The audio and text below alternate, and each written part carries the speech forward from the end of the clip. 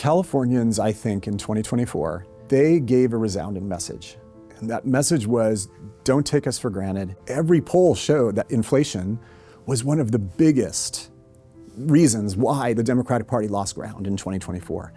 And yet the first two headlines after the election were, we're gonna spend more money to sue the federal government, and your gas is gonna go up by 65 cents. How do you think things will change in California going forward after this election? You know, people will often say that there's two parties in Sacramento. There's really three.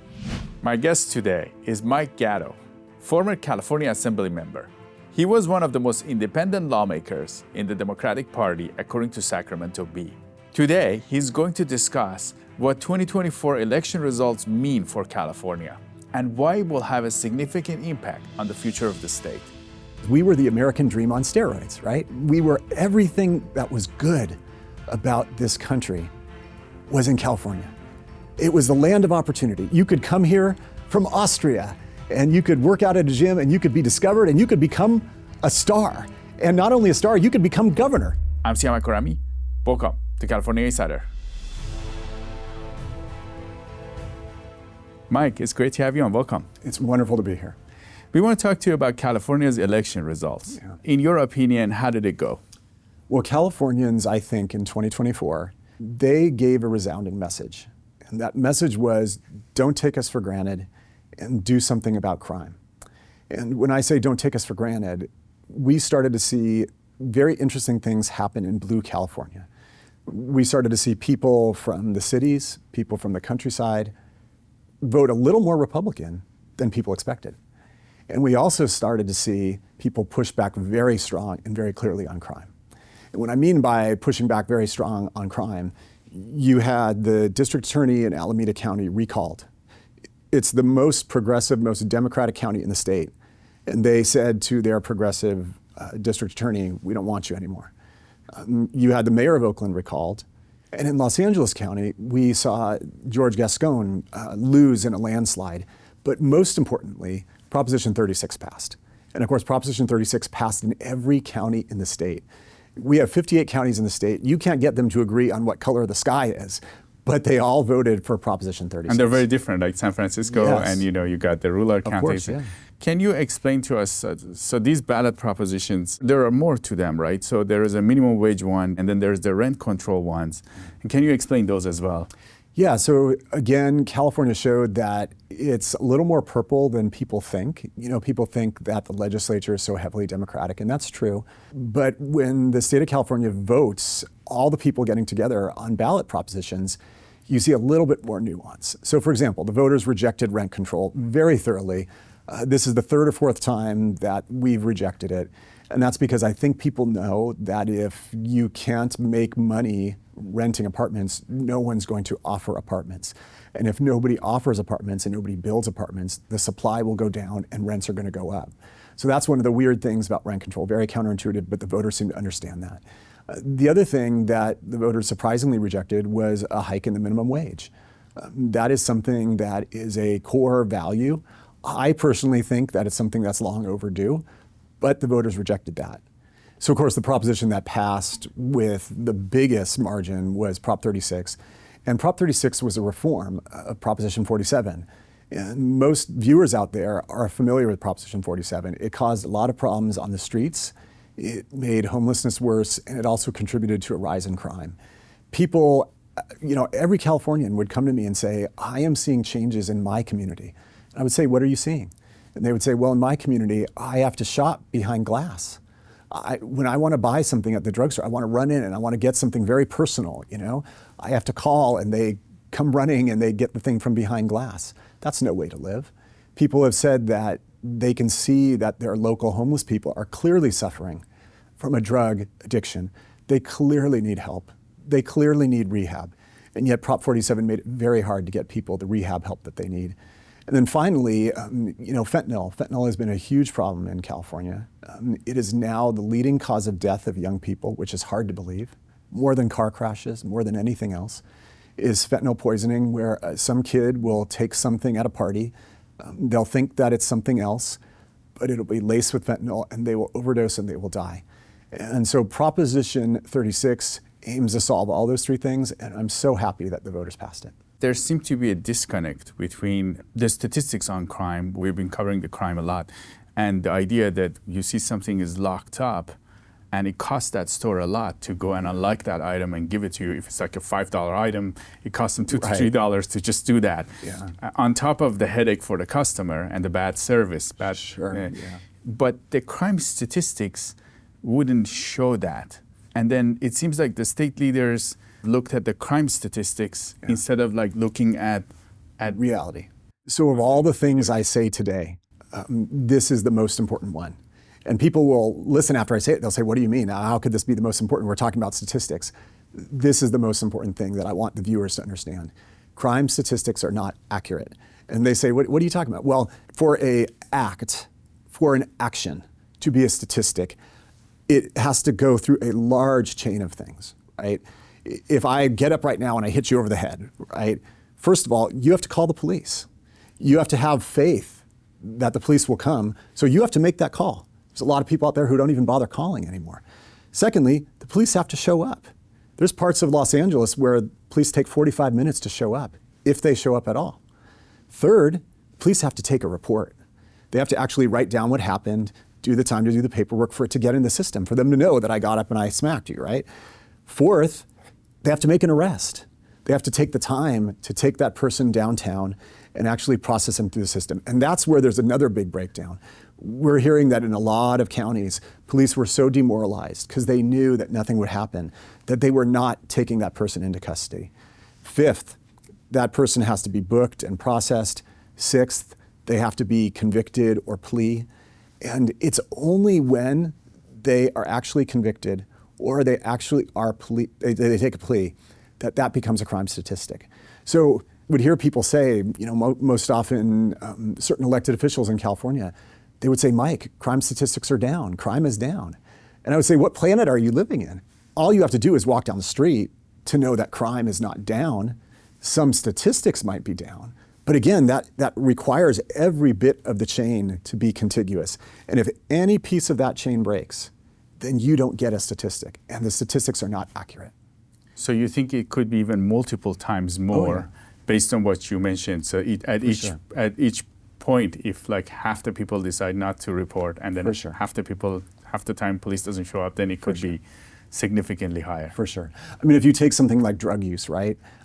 Before, if someone was caught with a few grams of crystal meth, they would be arrested, they would be convicted, there would be a mandatory minimum, and they would go to prison. Now, no one is saying, let's go back to those days.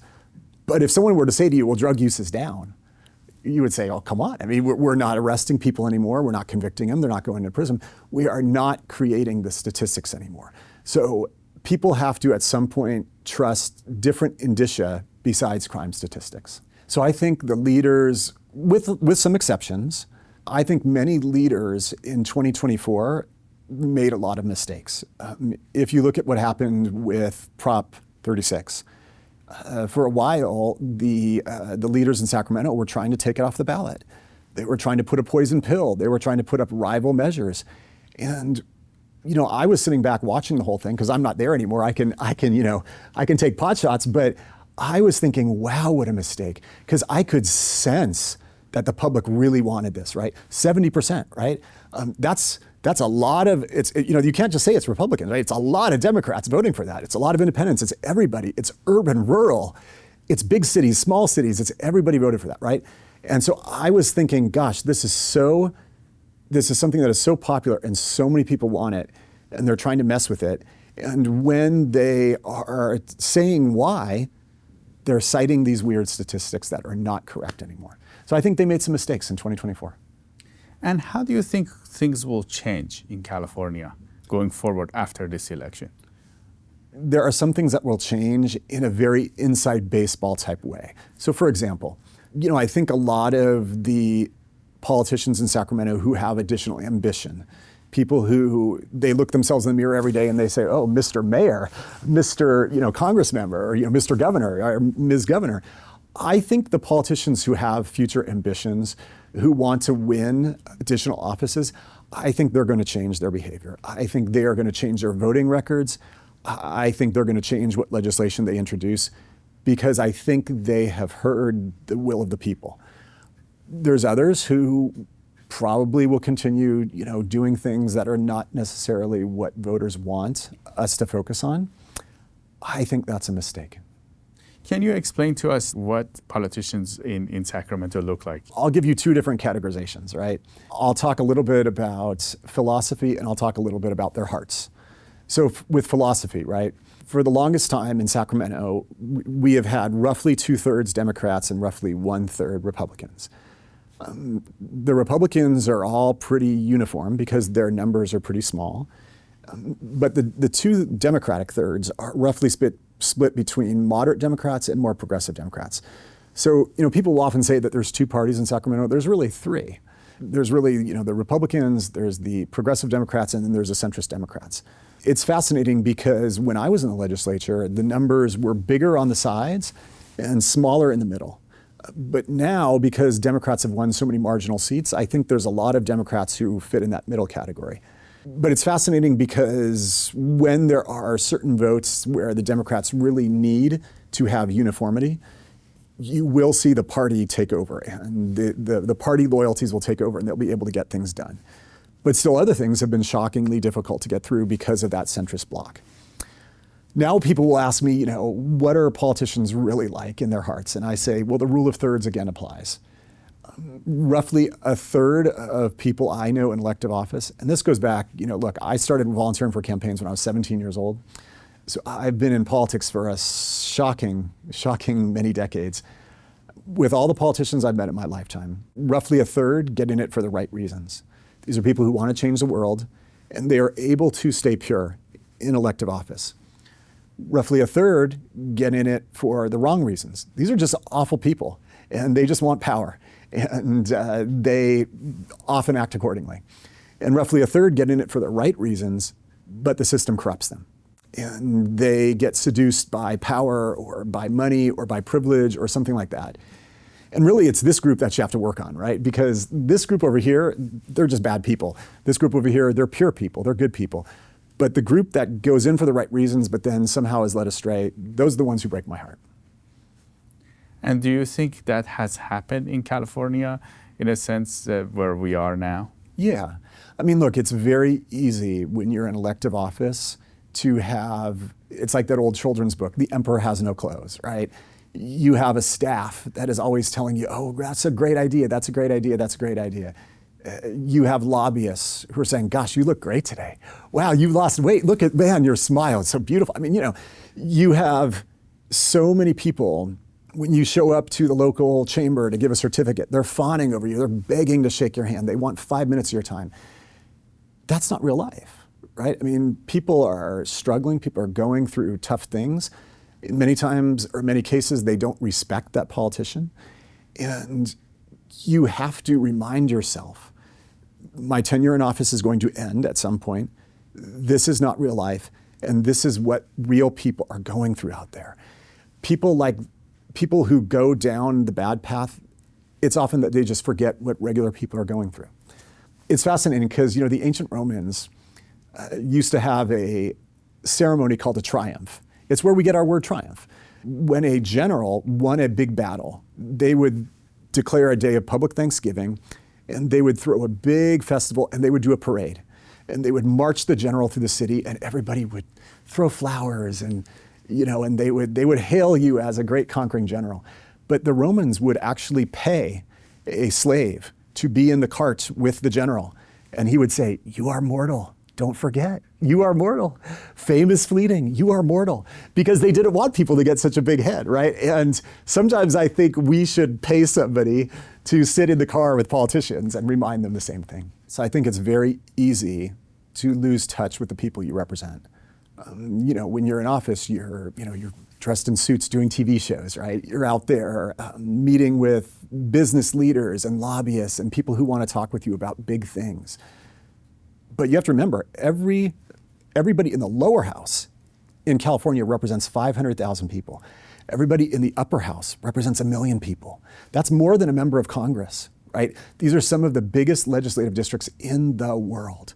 And so it's very easy to lose touch. It's very easy to only talk with the stars of entertainment and the stars of business and to forget what the people are going through. What I did, which grounded me a lot, is I made a point of answering every single email that I got. And I got about 58,000 emails a year. And people say, well, Mike, how did you do that? Well, what I would do is if I got 200 emails on the same topic, for example, if I got 200 emails that said, hey, Mike, I want you to vote yes on this gun bill, then yeah, I would draft one response to those 200 people and my staff would send it. But even if I got one email on one subject, I would do my best to answer it and to read it, because that way I felt like I was in touch with what my constituents wanted from me. And by the way, I got the most emails of anybody in the state, which is what the legislative leaders told me. And I think it's because I encouraged it by answering them, and so people knew that they could write me at any time. And I loved that. It was a good way to keep in touch. Did you get something out of it that otherwise you wouldn't have gotten? Yes.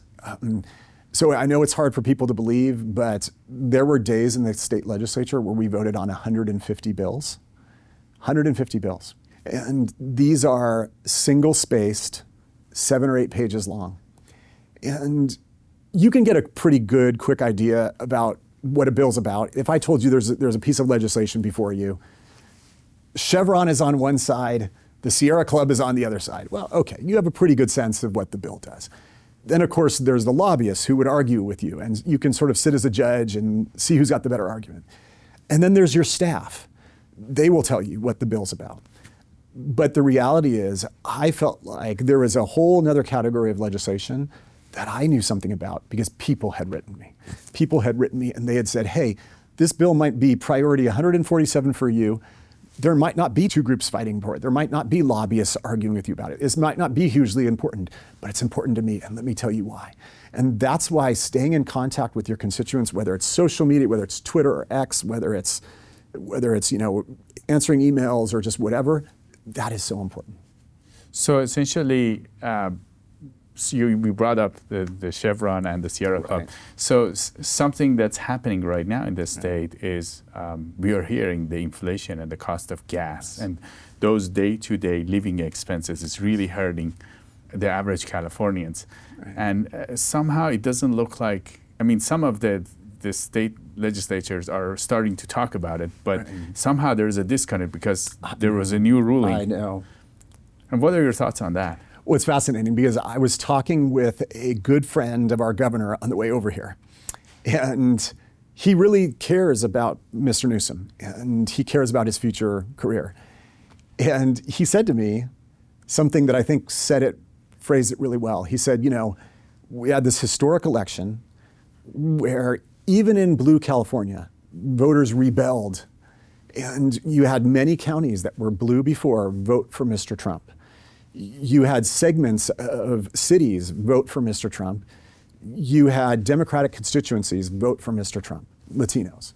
And yet the first response of our governor was to call a special session, to raise taxes and spending, to sue the federal government, and for the Air Resources Board to raise taxes on gasoline by 65 cents, right? And yet when every poll, and I forget what he said, but he said something like, every poll showed that inflation was one of the biggest reasons why the Democratic Party lost ground in 2024. And yet the first 2 headlines after the election were, we're gonna spend more money to sue the federal government and your gas is gonna go up by 65 cents. I think that that's a mistake. And I'll tell you, Gavin Newsom has a fantastic political weather vane. He usually knows, just in his heart, in his instinct, which way to go. I think lately something has been wrong with his weather vane. I'm not sure why, but those 2 headlines right after the election, I think sent the wrong message. There is another thought that we wanted to talk to you about is the fact that some people left California. Yes. It is one of those statistics that somehow these people don't really matter.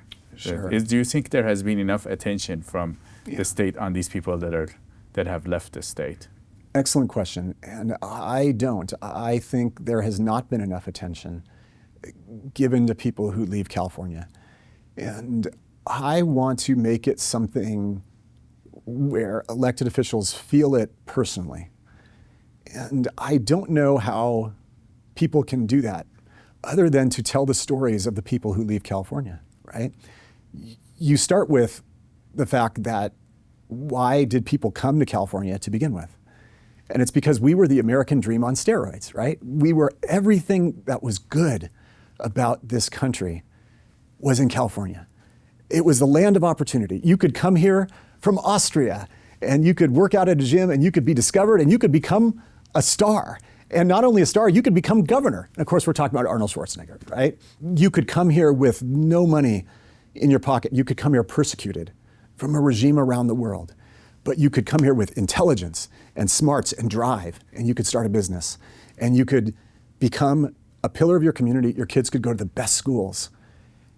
And you think about all the people who have come to California over the years, people who fled the Dust Bowl, people who came here from Oklahoma and Arkansas in the Great Depression with nothing in their pockets because of what California stood for.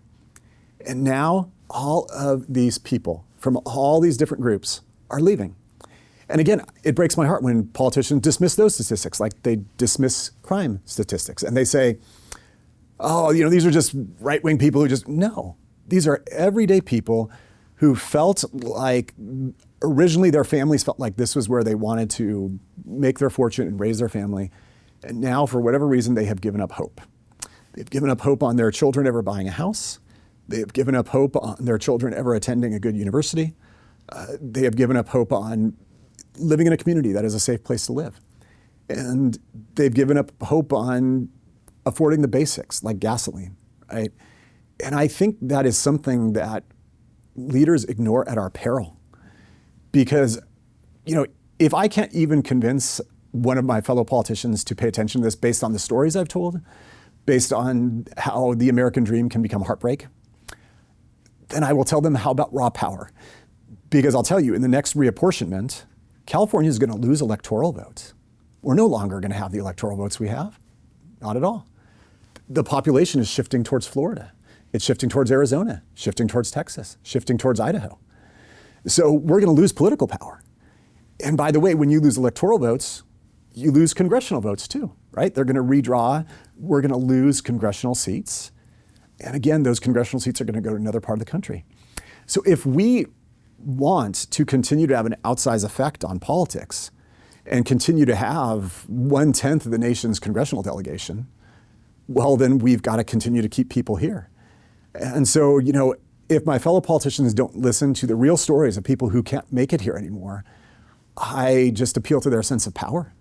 And I say California is going to have a lot less power moving forward unless we do something.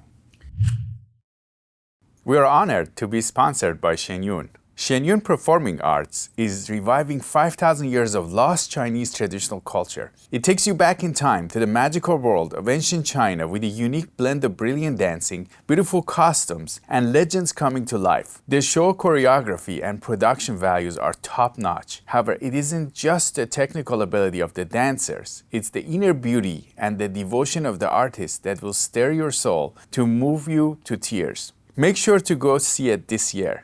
Go to shenyun.com and book your tickets today.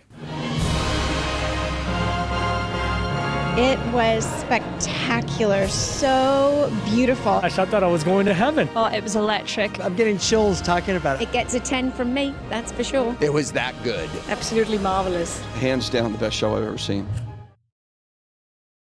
Mike, we have been putting some effort in meeting some of our state legislature and interviewing them on the show. And one of the things that they have told us, mostly everyone has told us, is that they have a good pulse on the community they represent. And they actually vote based on that community. So if the district, they say the district wants this. I'm in a deep blue district wants this, so I vote according to what the district wants. And we get input from the community on a regular basis. In most cases, my response would be nonsense. Nonsense. Because I can tell you that very few lawmakers read their emails and read their mail. And very few lawmakers, even in their communities, understand the nuance of their district. So it's one thing to say, oh, my district is 60% Democratic, 70% Democratic. Say, okay, that's great. But what type of Democrats? Democrats come in many shapes and sizes, right? And there are Democrats whose whose main issue is the environment. There's Democrats whose main issue is organized labor and the working people. And there's Democrats whose main issues are social issues, right? Consumer issues, social issues, personal issues. And I think to say, well, just my district, 60% Democrat. Okay, so what does that mean? I mean, there are districts that are 60% Democrat in the Central Valley where their main issue is what are you going to do for workers? What are you going to do for workers' rights? They don't care about social issues. And there's districts in West LA where, let's be honest, they don't care so much about workers. They're filled with very wealthy people. Their main concern are social issues, right? And I question that. When you have the state legislature pushing to get Prop 36 off the ballot and pushing to do all these substitutes, and then Prop 36 passes with 70% of the vote, how in touch could they really be? How in touch could they really be with their district? I would ask those people, well, look at your votes on crime over the years, and then tell me the passage rate of Prop 36 in your district. These statistics are available. Clearly, I don't think we would have had the surprise that we had with Election Day if everybody was that in touch with the electorate right now. So, Mike, there might be a phenomenon happening here because from what I'm gathering, as I meet more and more legislatures, and we have been profiling their service, and I know there are very smart people, and what I've seen and gathered so far, there might be a lot of Californians that talk to them on a regular basis with issues that they care about. They could be nice to have, but then there are some other ones that are packing up and leaving, or like kind of giving up, or they wait for a Prop 36 to vote. What are your thoughts on that? Yeah, that's one of the biggest challenges as a lawmaker, right? Is you have to try to cut through the noise and make sure that you're not just paying attention to a vocal and perhaps very organized group when there could be what people refer to as a silent majority out there somewhere. It's really not that different from what politicians have to do with just about every aspect of their life, right? Is when you take a poll, you have to try to distinguish between somebody supporting something and how energetic or how fervent their support is. So let me give you an example. For the longest time in California, if you put a microphone in front of someone's face and said, what's the most important issue? The person would say, I haven't really thought about politics in a while. Education, right? But then you say, well, when was the last time you went to your school board? Or when was the last time you protested something about education? They'd say, I don't know, I just want education to be better, right? That's somebody who, you might get a poll that says 70% of the people support education, but is it something that they really care about? But I'll tell you, the person who's about to lose their business, the person who's about to move because the schools are bad, the person who feels like their kid will never have a house in California, that is something they care about a lot. And they might not answer that in a poll. They might not say, business is closing is the most important thing, but to that person, it is the most important thing. And so politicians have to decide between, what do these surveys indicate and how passionate are people? And really, it's not that different from what happened electorally, right? You can go stick a microphone in someone's face and say, who are you going to vote for? But unless the next question is, how excited are you to vote?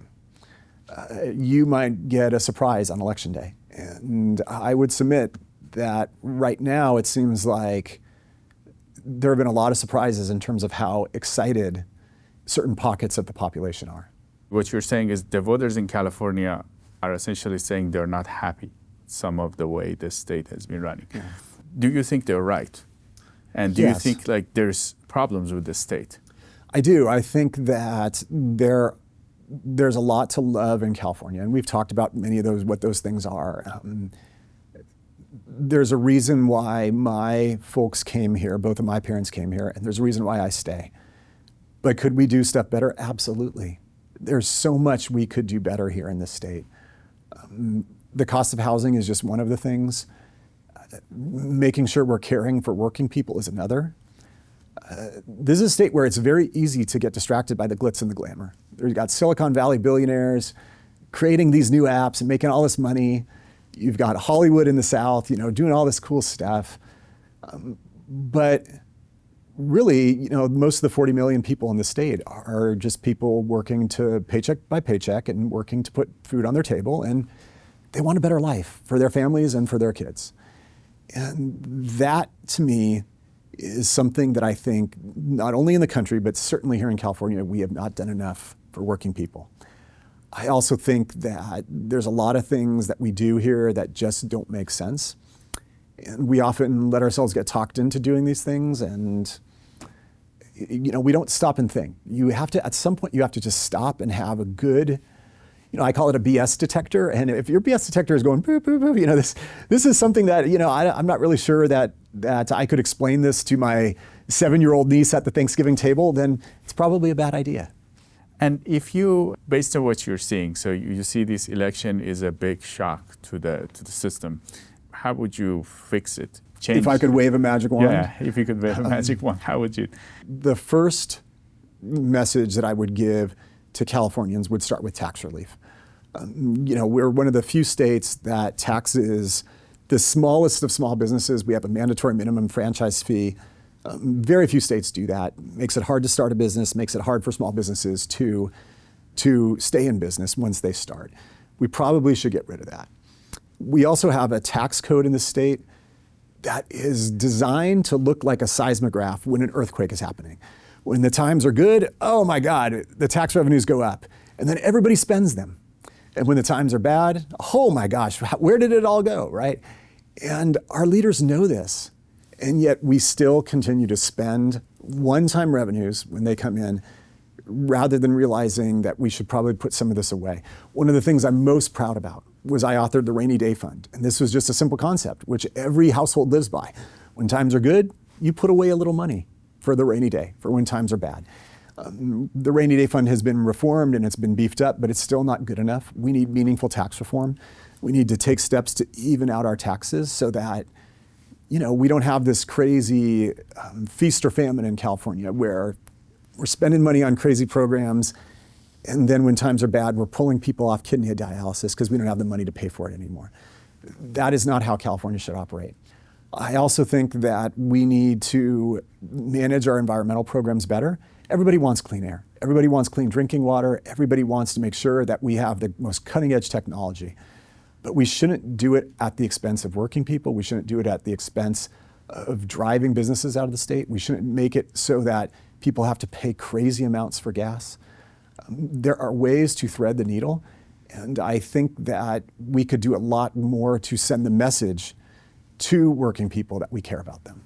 And this was your legislation, the Rainy Day funds. What do you think will happen to California with the budgets? So California's budget is very dependent on capital gains. It always has been. It's one of those quirks of our tax code that is different from most other states. So obviously, when people are selling stocks at a profit, people are selling houses at a profit, got lots of money. The thing that might save California next year is the stock market is doing very well. We could have a surprise next year where this last budget was tough and we had to make cuts, but the stock market has done so well this year that who knows, maybe next year will be less painful. But I can tell you there's less home transactions going, as most people know. The housing market has been mostly even, and there's less inventory and less things like that. So we might still have a pretty big hole in the budget based on capital gains. And if that's the case, then yeah, there's going to be a lot of programs that are being cut. And until we stabilize the tax code, this will be life in California. And people don't want that. People don't want to see a legislature spend all the tax money and then come back and raise taxes when there's a little budget. I mean, nobody can credibly say, I had no idea, because we all know that this is the case. Now, Mike, you seem to care a lot, even though you're not in the legislature anymore. Do you think you will get back in? That's a question for my wife, not for me. I wish she was here to answer it. So my story is, when I ran for office, I ran as an underdog and I won by a miracle. I was blessed to get reelected. I served 4 terms. I won 8 elections. We had been trying for a third child for years and years and years, and I was running statewide. I was running for state treasurer, and my boy was born. And my wife said, you know what? I think you should be present in his life. My father had 3 jobs when I was a kid. He was not always present in my life. And so, some people say it's an overreaction, but we all try to fix the mistakes that our parents made. So for me, I will get back into politics when my kids are a little bit more grown up. Right now, I enjoy trying very hard to support good candidates. I try very hard to use my bully pulpit. I'm fortunate to have a big following on Twitter, and I try to steer people in a different direction. And I get involved. You know, I was very involved with Proposition 36. I was out there speaking, doing press conferences, speaking up for victims, speaking up for people who have no voice. So there's many ways to exercise leadership, and I'm just very fortunate to be involved in any way. Can you tell us how you got involved into the political world? Sure. So it's a long story and it's a short story. So the long story is, you know, when I was 17, I started volunteering for political campaigns.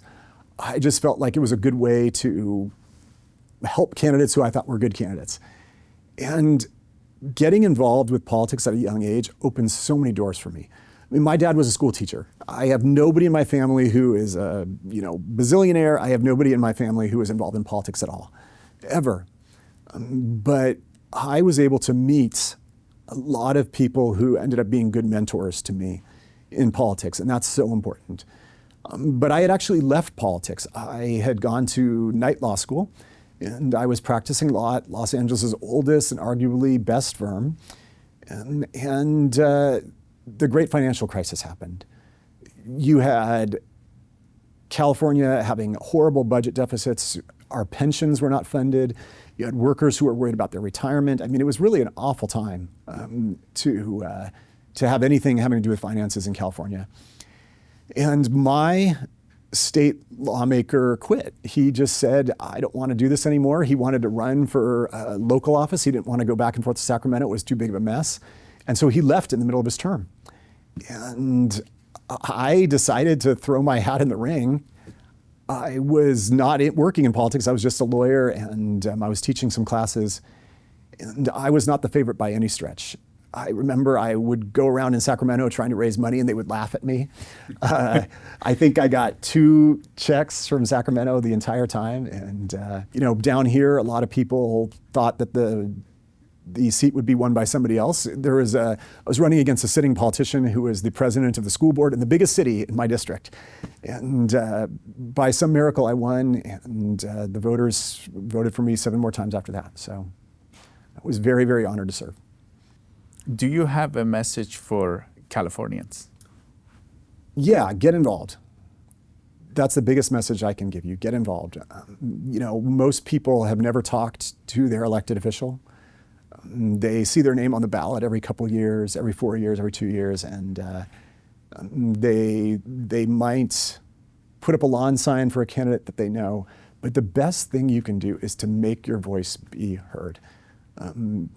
Tweet at someone on social media, send a letter, send an email, pigeonhole your elected official at the grocery store and just say, hey, there's something I want to talk with you about. Set an appointment. Set an appointment. Call your elected official's office and say, there's an issue I want to talk about. I want 5 minutes of your time. And if he or she does not give you 5 minutes of your time, go call the media and tell them that I cannot meet with my elected official. We are here to represent the public. And unless we hear from the public, we have no idea what people really want. The only people talking with us will be the special interest groups. So it's very important to get involved. And if for some reason your elected official is not listening to you, run against them. Tell the media, run against them, do something, because they should be listening to you. That's my simple message. Mike Gatto, former Assembly member, California Assembly member. It was great to have you on California Insider. It was great to be here.